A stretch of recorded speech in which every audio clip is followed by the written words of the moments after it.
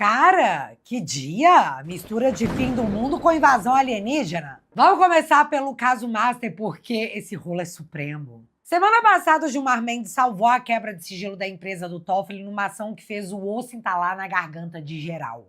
Uma absurda interferência numa atribuição do Senado Federal.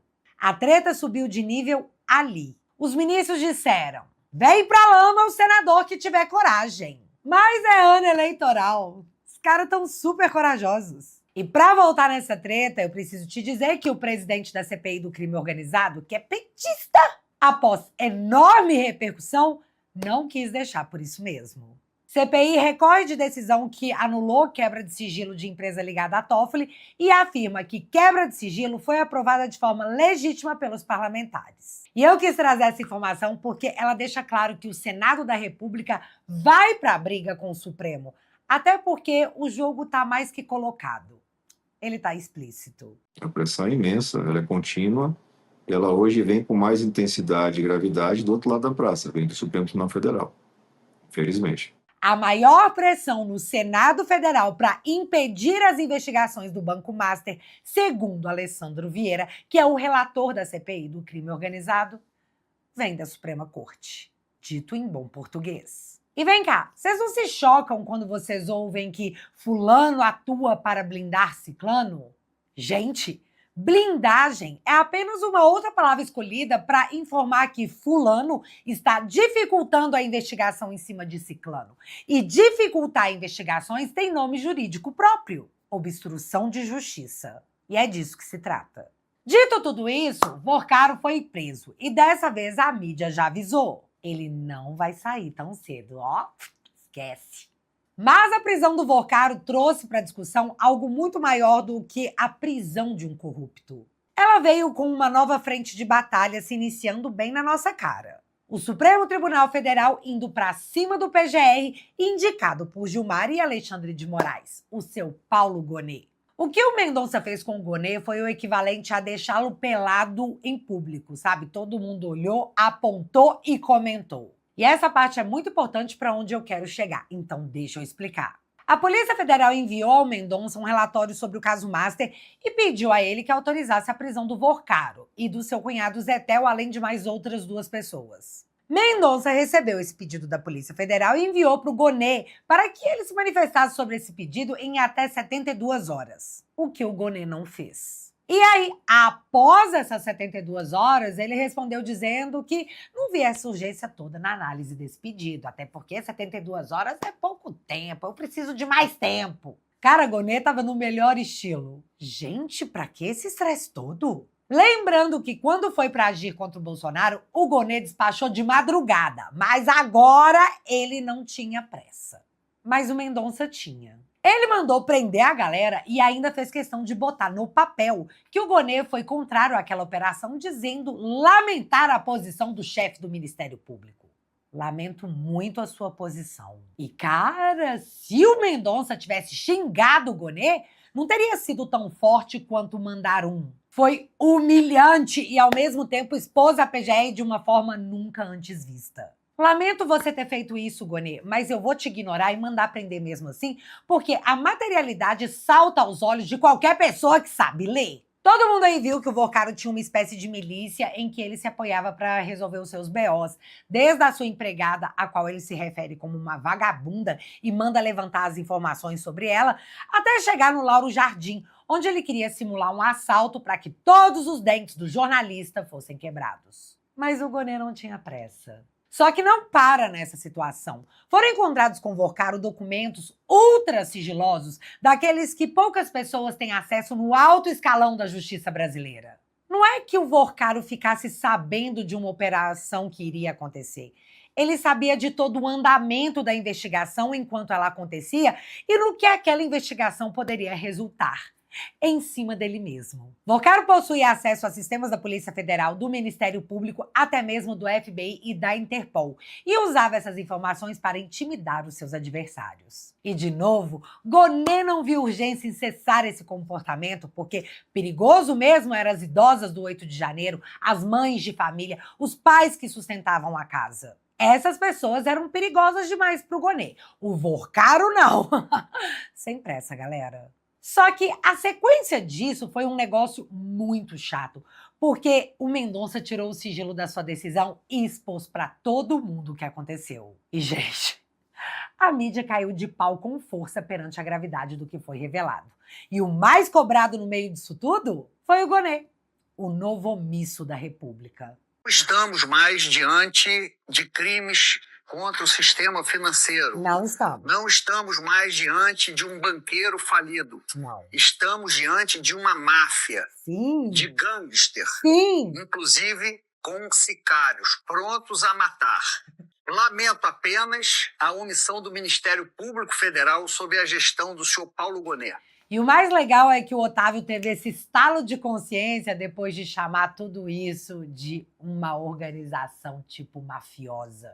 Chupa aí, gabinete do ódio, que o Alexandre dizia que existia na direita. Mas a pergunta era, como o Gonê tentou empurrar esse escândalo com a barriga? A resposta também veio em forma de matéria após um off da galera que está atuando nas investigações. Olha só. Caso Master, ligação entre Gonê e Moraes é obstáculo, dizem investigadores. Ou seja, Gonê está agindo assim porque é amigo do Alexandre. E é exatamente isso que a matéria relata. Abre aspas. Investigadores apontam que foi pelo menos a terceira vez em que Gonê se posicionou contra os avanços das investigações. Ele já arquivou pedidos sobre o contrato de Viviane Barsi, mulher de Alexandre de Moraes, cujo escritório fechou um contrato de 129 milhões com Vorcaro, valores extremamente acima do cobrados no mercado advocatício. Gonê também rejeitou pedidos de suspeição de Dias Toffoli para julgar o caso Master, formulados pela oposição após vir à tona a relação do ministro com o banqueiro e o resort de sua família. E agora a parte mais escandalosa. Para os investigadores, o que move as condutas de Gonê no caso Master é principalmente uma amizade que se criou entre ele e Alexandre de Moraes, com quem desenvolveu relação próxima nos últimos anos, especialmente na condução do inquérito da trama golpista. Fecha aspas. Pois é, galera, o pessoal do dia 8 foi julgado por amigos. Então, vocês lembram dos dias de outrora em que a Constituição determinava que todo cidadão tinha direito ao julgamento justo conduzido por um juiz imparcial? Pois é, hoje o chefe da PGR é amigo do juiz e, segundo os investigadores, eles juntos são um obstáculo para as investigações. Matéria de jornal, hein, galera? Mas o que eu acho que eles ainda não entenderam é que o contrato de 129 milhões da esposa do Alexandre com o Master não vai desaparecer. As pessoas não vão parar de falar sobre isso. A mídia não vai parar de perguntar. Ei, Alexandre, o que a sua esposa fez para merecer um contrato de 129 milhões com o dono de um banco acusado de corrupção passiva em todas as esferas da República? Aliás, vamos fazer uma outra pergunta baseada nessa matéria aqui de ontem. Em mensagem, Vorcaro relata encontro com Alexandre de Moraes. E como foram esses encontros, segundo o próprio Vorcaro?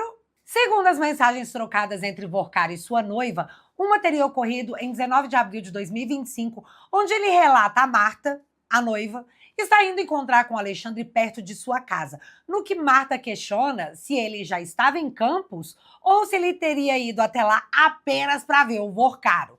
No que o Vorcaro responde que ele estava lá passando o feriado. A outra conversa ocorreu 10 dias depois, quando Vorcaro faz uma chamada de vídeo para a noiva, mostrando que estava com visitas. E aí ela pergunta quem era o primeiro cara, no que Vorcaro responde que se tratava de Alexandre. E a reação da Marta foi dizer, morri. Aí ela pergunta se o Alexandre gostou da casa e relatou, tá com vergonha, porque, oh meu Deus, eu tava de pijama. Cara, a noiva do Vorcaro estava de pijama durante a chamada de vídeo com o Alexandre. Isso é coisa de gente íntima, né? Mas, dito isso, devido a essa matéria, Alexandre também deveria responder por que se encontrou 2 vezes com Vorcaro em abril do ano passado, até porque, eu sei, tô repetitiva, a Viviane tinha um contrato de 129 milhões com o cara. Tá, deixa eu encarnar o Gonê aqui agora e vamos respirar. Sem pressa. Mas tá, continuando. Essa decisão de prender o Vorcaro vai para a análise da segunda turma do STF. E você sabe quem compõe a segunda turma do STF? O Toffoli, que foi saído da relatoria do caso Master por seus pares porque a situação estava insustentável. Agora vem cá, como é que a Suprema Corte vai descascar esse abacaxi? Se deixarem o Toffoli votar, vai ser um escândalo. Se não deixarem, também será um escândalo. Afinal, os ministros disseram que o Toffoli não era suspeito, então por que ele não poderia votar? Pegaram aí o spoiler das cenas dos próximos capítulos? Após a prisão do Vorcaro, seu cunhado e seus comparsas, coisas começaram a ser reveladas, tipo que Vorcaro bancava matérias de jornais.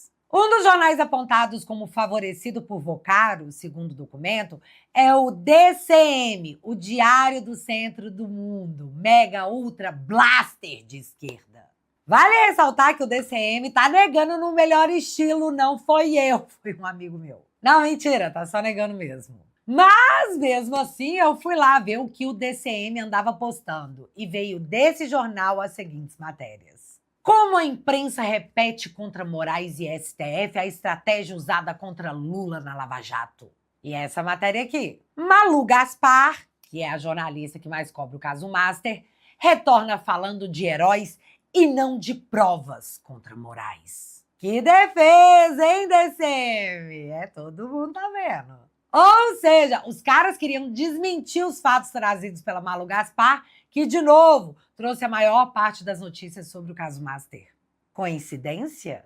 Vai saber, né? O Brasil é o país das coincidências. Um outro jornal citado no documento é o Bastidor, que chegou a fazer uma matéria chamando atenção para um possível erro do Banco Central na liquidação do Master.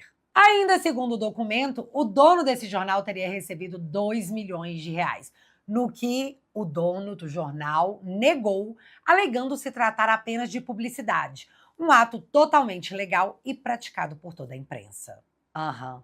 Claro. E enquanto as mídias iam recebendo as informações, uma outra questão muito importante foi colocada na mesa. Crescia o rumor de que Vorcaro de fato ia delatar. Que, na verdade, ele já estava querendo delatar há mais tempo e seus advogados estavam tipo, calma, menino. Mas o colocado agora é que o tempo para que ele delate está acabando, já que, com o avançar das investigações, pode ser que a polícia descubra tudo antes que ele resolva falar alguma coisa. E se ele não puder acrescentar nada nas investigações, não há por que um acordo ser feito. Vorcaro, nesse momento, é colocado como chefe de uma organização criminosa que teria corrompido políticos, funcionários públicos, inclusive do Banco Central, e outras esferas supremas de poder. A República inteira, galera.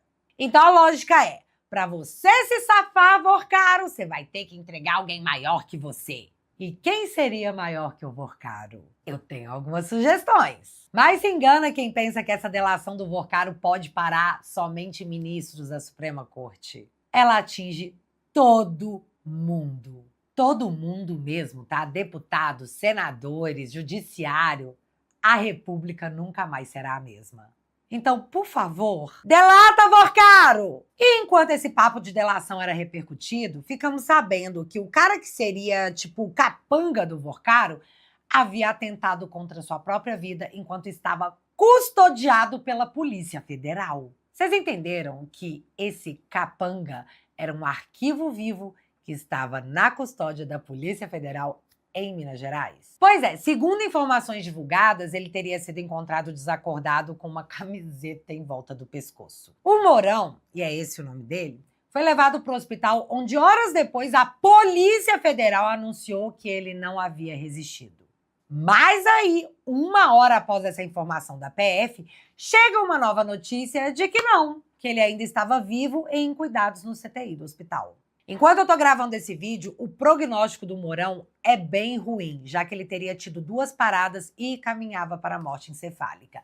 Mas ele ainda estava vivo. E, gente, isso causou uma comoção na internet, porque logo em seguida a esses acontecimentos, o advogado do Mourão concedeu uma entrevista dizendo que estava com ele até 2 horas da tarde de ontem e que ele estava muito bem, tanto física quanto psicologicamente. Ou seja, deu a entender que não estava comprando muito tudo isso não, viu? Um outro fato que chamou a atenção é que Mourão, esse arquivo vivo, já tinha uma ficha criminal e não era a primeira vez que ele experimentava estar preso. Mas, segundo a Polícia Federal, enquanto ninguém estava vendo, ele teria feito o que foi relatado. Como eu disse, até o momento que eu estou gravando esse vídeo, essa é a situação, mas pode ser que tenha mudado com o passar das horas. O celular do Mourão está em posse da Polícia Federal e passará por extração de dados. Vamos aguardar para ver o que sai de lá também. E o que sai não só desse celular, mas de toda essa situação, no mínimo estranha, que precisa ser apurada com todo rigor e com esclarecimentos prestados à população. Porque as pessoas começaram agora a dar dicas pro Vorcaro, tipo, irmão, delação agora no seu caso é segurança, tá?